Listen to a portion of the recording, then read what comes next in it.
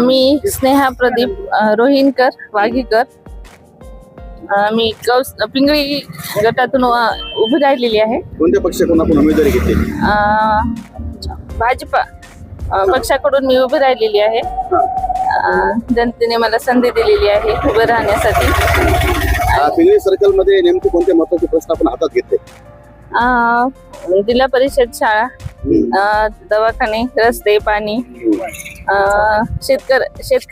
शेतकऱ्यांविषयीच्या काही अडचणी असतील तर मी ते करून देईन.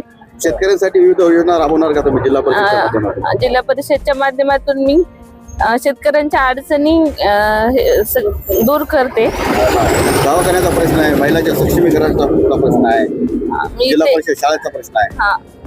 मी ते सगळे कामं करण्याची संधी करून देईल लोकांना. काय मतदारांना काय आवाहन करा? तुम्हाला कशामुळे मतदान करायचं लोकांनी?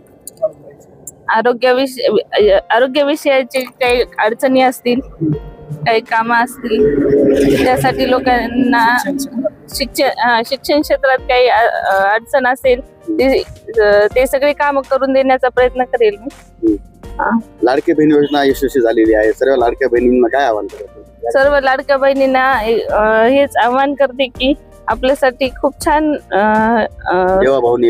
देवाभावनी योजना राबवलेली आहे.